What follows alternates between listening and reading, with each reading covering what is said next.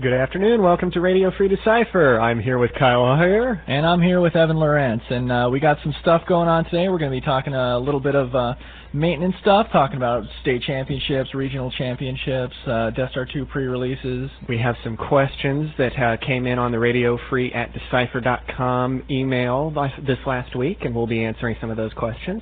Absolutely. And then we're going to have special guest Gary Carman on the phone with us all the way from Bristol, UK. Yes, the world champion, 1999 for Star Wars CCG. Absolutely. So we'll go ahead and get right into it, talking about the state championships. The events have all been run, and for those of you that have won those events and come in second place, you can look at your names up on the website now, and obviously you are going to get the buy-in to the Continental Championships for your continent. If you are in North America, it's going to be at Gen Con. If you live in Europe, it's going to be in Belgium, I believe. And if you live in Australasia, well, we're still working on those details just a little bit. So congratulations to all you guys. Absolutely. So then we move right into the regional championships, which started last weekend, actually 2 weekends ago. Yeah. There were no events actually last weekend, but 2 weekends ago, 3 different regionals have happened. The UK, Michigan, and I believe, there may not be another one, but for different games. Those winners' names are just now starting to get up on the website. For those of you that want to participate in the regional championships, be sure and check that area out. Also look for the regional question and answer area and the championship circuit.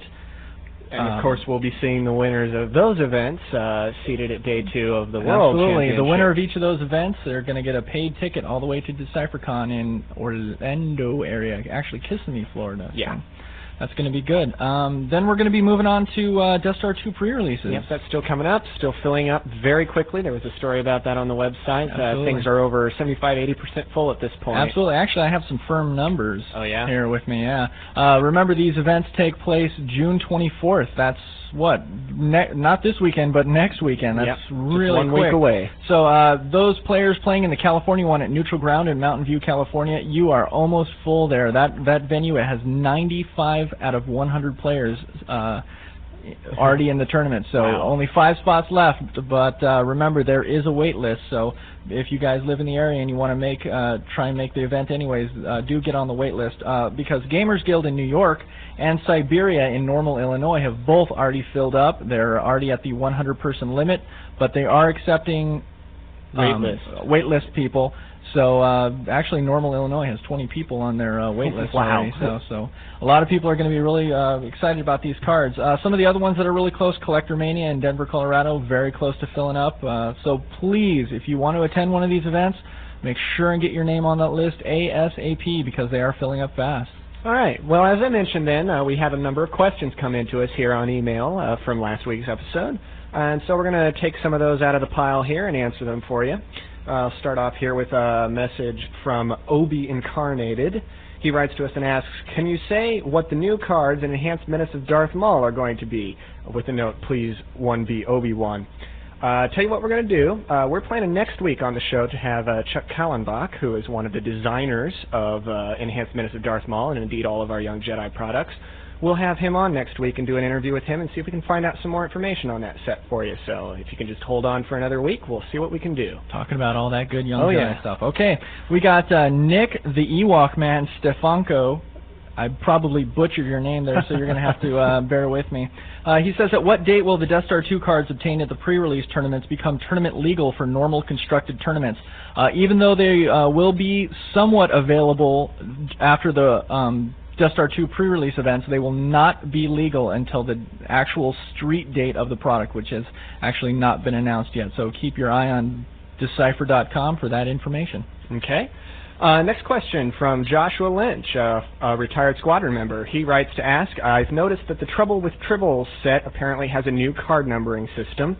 That is correct. Will a similar system or any such numbering system appear on the cards in the Death Star 2 set? And the answer to that is actually no. Some of those cards will be previewing on the site today as this Radio Free goes up. So you'll be able to see for yourselves there is no card numbering system on the Death Star 2 cards. All right.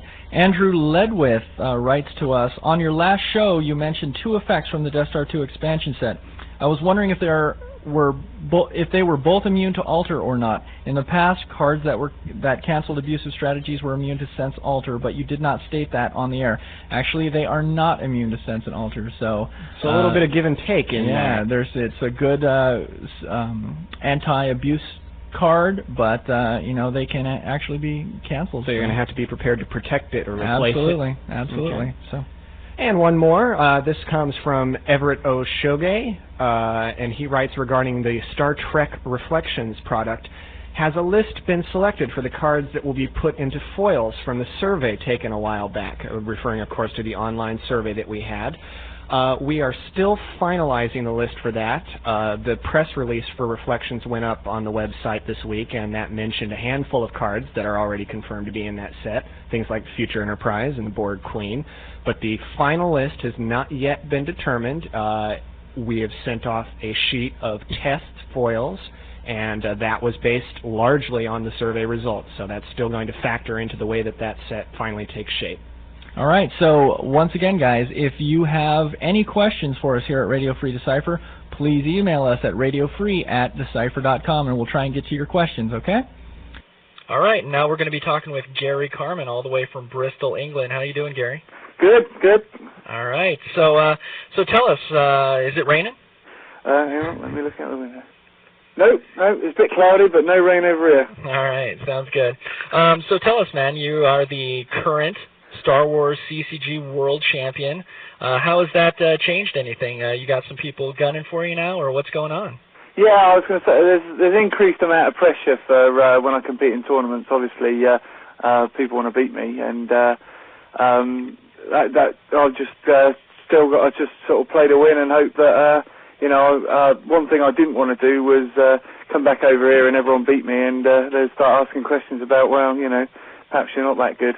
Do you find that people are gunning for you a lot more now? Yeah, a lot of people. I don't play as many of the smaller tournaments as I used to now. So I just stick to the bigger tournaments, and then make sure I put in a good performance. Now the World Championship game, actually, some people who weren't at DecipherCon don't know this, but it was broadcast in closed circuit television there, and in the room where you guys actually played, it was just quiet as death in there. Did you find that a nerve-wracking experience? Yeah, there was definitely a pressure factor. But once you get into it, though, you just concentrate on the game, and you don't really notice, the sort of environment. Cool. So now check this out. Not only are you the current Star Wars World Champion, but you are actually also the UK National Champion. You won the National Championships there in UK recently, so it sounds like you've been doing pretty good. You've been holding your own in recent tournaments? Yeah, I was going to say, we've got a good player base over here. I know the way most people play, and I've just been getting lucky, I guess. Cool. How'd you do in the regional over there? I came third. Third. A chink in the armor, ladies and gentlemen. No, I'm just giving you a hard time. Cool. Yeah. Cool. Well, are you going to be heading out over to the European Championships? Probably not. I think I'd really just sort of leave a money factor, and because I'm coming out to the States, it's quite a distance to go. Right, absolutely. So you think who do you think's going to win the European Championships then? I would say the favourites are probably one of the Germans, but there's a couple of strong British players I know who are trying to head out there, so best of luck to them. But I'd fancy, depending on who wins the German Open, Bastian or Martin Falk, someone like that. Mm-hmm. You mentioned coming out to the States. You're actually going to be joining Decipher at a number of the conventions here in the U.S., is that right? Yeah, looking forward to it. Origins, and I believe also San Diego Comic-Con and Gen Con. Yep, they're the ones. Lots of Americans gunning for you over here. Oh, it should be fun. How do you feel about coming up against some of these guys? You think they're going to be easy to take, or kind of a different mix for you? It all depends. A lot sometimes on the meta game. On different areas tend to play different decks quite a lot. I know that at the Worlds, some people weren't really prepared for Raltier Ops, which takes some people by surprise. But the Americans are as good, if not better, than the rest of the world. So it's not so much nationality; it's just the players. Any players you're specifically looking forward to playing while you're over here? I wouldn't mind playing Clint Hayes if he was about. I haven't played him. I know played Stephen Lewis. I know he's a good friend of his. Joe Albrad, I know he was doing the commentary. I'm not sure. I presume he's still playing. Some of the bigger names, but I really, the Worlds last year was the first time I'd really met some of the Americans, and I'm not sure who all the top players are. Well, then you have played a number of top-level players. Do you have any favorites that you've ever played against?